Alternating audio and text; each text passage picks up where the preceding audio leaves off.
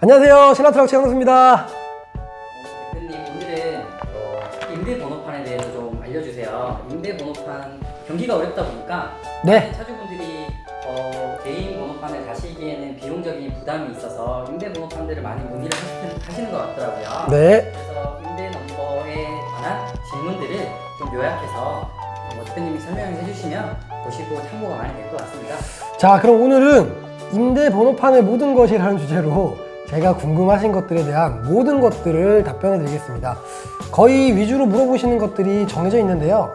임대 번호판 하면은 뭐 궁금해 하시는 것들이 있습니다. 박 실장님. 네, 가장 궁금해 하시는 부분이 임대 번호판을 달 경우 차량이 회사 명의로 변경이 되는데, 그렇게 되면은 내 차가 회사 명의가 된다.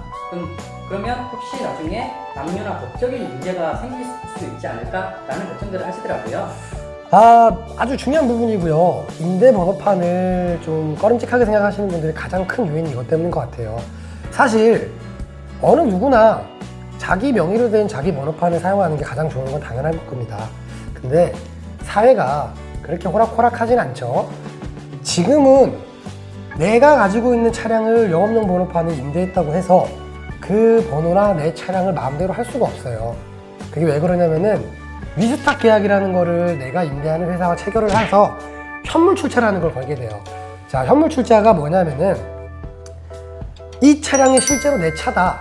그러니 너네가 내 차를 함부로 할 수 없다.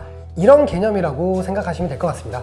그래서 지금은 임대번호판을 사용하시는 게 안전한 방법일 수 있다고 저는 생각하고 있습니다. 그럼 현물 출자라는 거는 뭐 어떤 서류에 이 차의 원 차주가 누구다라는 게 표기가 되는 건가요? 그렇죠. 등록증 뒷편에 표현이 되는 것도 있는데 이게 중요한 게 아니라 자동차 등록을 이전할 때는 저희가 갑부나 을부를 떼게 돼 있어요.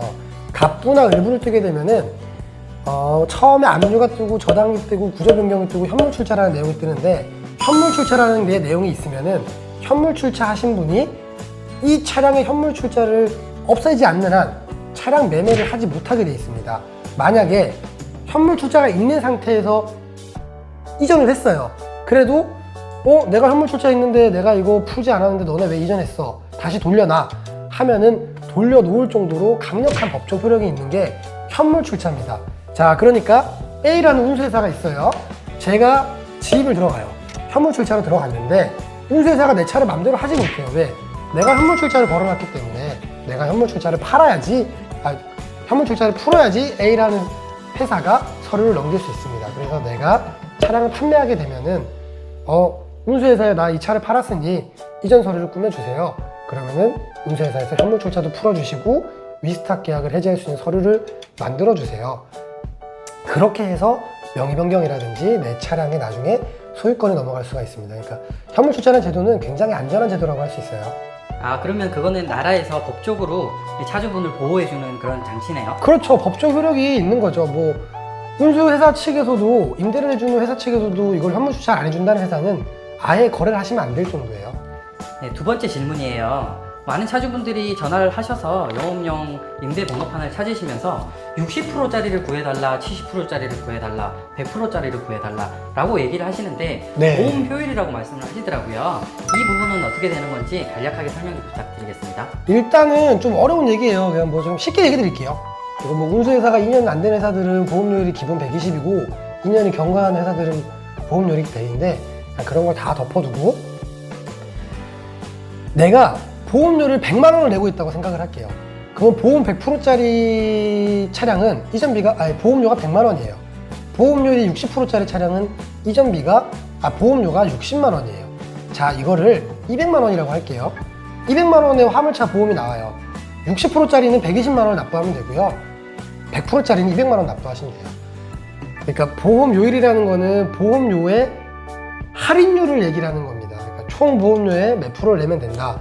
자, 이게 떨어지는 이유는 처음에는 100%에서 시작을 해요. 근데 그 다음 연도에는 보험회사에서 할인해 줄 거 아닙니까? 그럼 또 90%가 되고 80%가 되고 70%가 되고, 그래서 60%가 되는 넘버가 있다고 하면 그 보험을 승계받을 수가 있습니다. 그래서 60%짜리 보험이 생기는 거고요. 왜 기본이 100%냐고 했냐면은 거의 대부분 화물차는 이렇게 사고 없이 꾸준히 오랫동안 하시는 분들이 없어요. 그래서 내가 70%짜리 승계받지 않는 한 60%짜리 승계받지 않는 한 보험은 승계를 안 받으면 무조건 100%가 되는 겁니다. 60%짜리여도 승계 안 받으면 100%, 140%짜리여도 승계 안 받으면 100%. 그래서 기본은 100%로 보고요.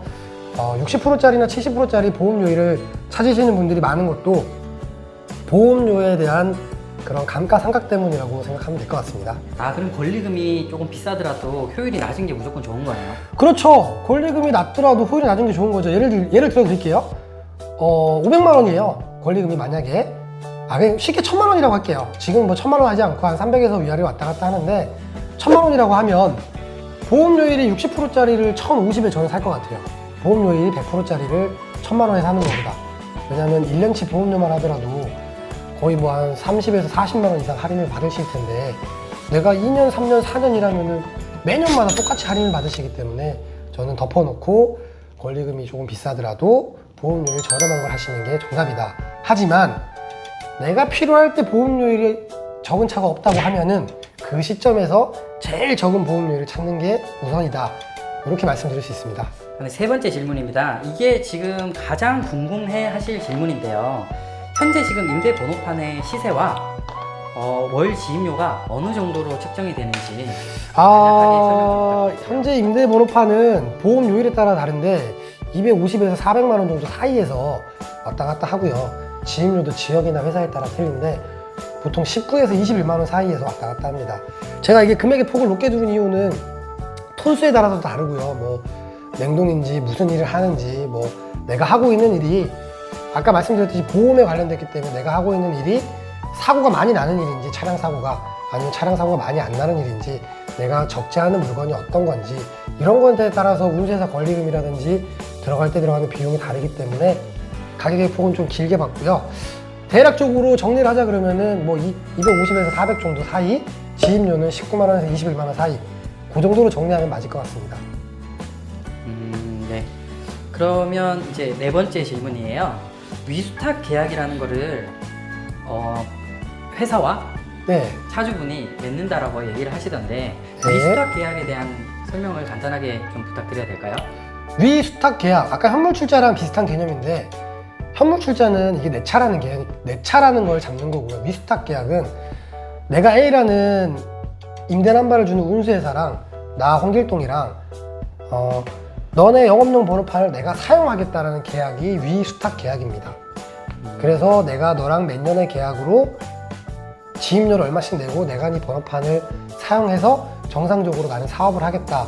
그러니 너는 이 번호판을 나한테 빌려줌으로써 법적으로 이걸 내가 사용할 수 있는 권한을 주겠다. 그게 위수탁 계약이에요. 위수탁 계약서는 표준 위수탁 계약서를 작성하길 바라고요. 거기에 지임료도 기재하시고 계약 기간도 기재하시고 그리고 뭐 연장이 되면은 자동 뭐 해지 통보가 없으면은 재연장을 한다. 그리고 위수탁 해지라는 그 계약 조항이 있어요. 그 부분도 꼼꼼히 따져서 너무 또 부당하게 해지 사유가 있는지 그런 것도 하나 체크하시는 것도 하나의 좋은 방법이라고 할 수 있습니다. 아, 그러면 이건 쉽게 말해서 부동산에서 임대차 계약이랑 비슷하다고 보면 되는 거네요? 그렇죠. 임대차 계약. 좋은 얘기네요. 내가 상가에서 커피숍을 하고 싶어요. 근데 내 건물이 아니에요. 그러면 건물주한테 그 가게를 빌려서 내가 커피숍을 하겠죠? 그때 사용하는 부동산 임대차 계약서하고 비슷한 개념이라고 보시면 될 것 같아요. 아, 네. 우선 뭐 감사하고요. 지금 1부는 시간이 조금 돼서 네. 2부 마치고 2부에서 또 다른 질문들이 있는데 그 부분들 또 뭐 궁금한 점 뭐 시원하게 긁어주시길 바라겠습니다. 네, 알겠습니다. 그럼 2부에서 뵙겠습니다.